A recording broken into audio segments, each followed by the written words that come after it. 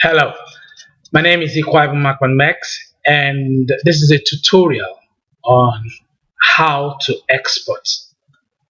My company's name is Mexico Tel Services Limited. My partner here is going to ask me a few questions, which will help you, the first timer, and the person who is not even the first timer but probably had done exporting before and didn't know what to do and had problems. I hope this tutorial will be able to answer most of your questions. Welcome. Who is qualified to start an export business? Anyone who has a registered limited liability company, a domiciliary account, a corporate current account, a license from the Nigerian Export Promotion Council is qualified to start export. How does one decide what to export? The decision to decide what to export is actually determined by the request by the buyers from the other parts of the world. You could start by searching the internet, going to ask questions from the chambers of commerce and industry, visiting the trade departments of the various embassies within your country, like Nigeria, for example, and by also going to the Nigerian Export Promotion Council to make inquiries about buyers and what the buyers want.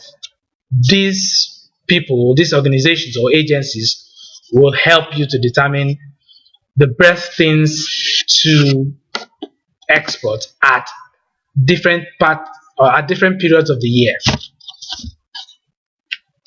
How quick do I get my return on investment?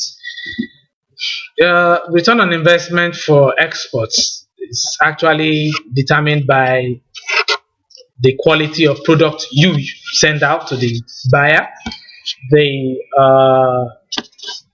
the banks you use, which is going to be the bridge between you and the buyer, because the payment terms also determine when you get paid, whether you're using LC, TT, cashable bank guarantee, checks.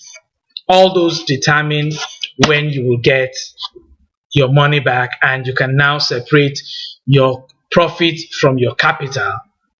And I guess that's just it. How do I source for commodities? Sourcing for commodities is very easy. You cannot get commodities if you are not close to the farmers, or if you do not have somebody who is a broker who is closer to the farmer who can help you, because most of the farmers do not speak English. They are locals who speak the indigenous dialects we have in our country. So you always need a broker who will go in between, whose face the local farmers trust. Because a lot of local farmers don't trust people who are coming from the cities to buy produce from them. Another place where you can source for commodities are the village markets. In Nigeria, for example, there are village market days, and products gotten from the village markets are relatively cheap. And when I say relatively cheap, cheaper than international prices. So the other people who can help you to source for commodities are the Nigerian Export Promotion Council and people like us at Mexicotel Services Limited. How do I source for buyers? Ah, that was a question I was expecting. This question is a term paper. In fact, it's a thesis. I wouldn't answer all here. I'll give you in summary. The internet is one sure way of getting buyers. The representative embassies in Nigeria, for example, is another good way of getting buyers, because they have information of the companies in their countries that have needs for commodities which we have here in our country. The Nigerian Export Promotion Council is another beautiful organization that can help you get buyers. The Nigerian Chambers of Commerce and Industry, or for those who are listening to this and watching this from outside Nigeria, the local chamber of commerce and industry in your country can be very helpful in getting you buyers.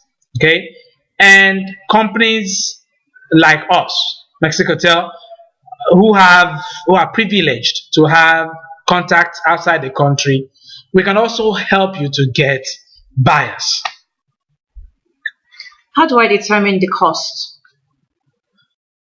How do you determine the cost? Here, that's a twofold question. How do you determine the cost of going into export, the cost of exporting the product? Actually, a threefold question, and also the cost of the commodity itself. So let's start with the last one. We're assuming now that you're an exporter and you want to determine the cost of the commodity which you want to export out of the country.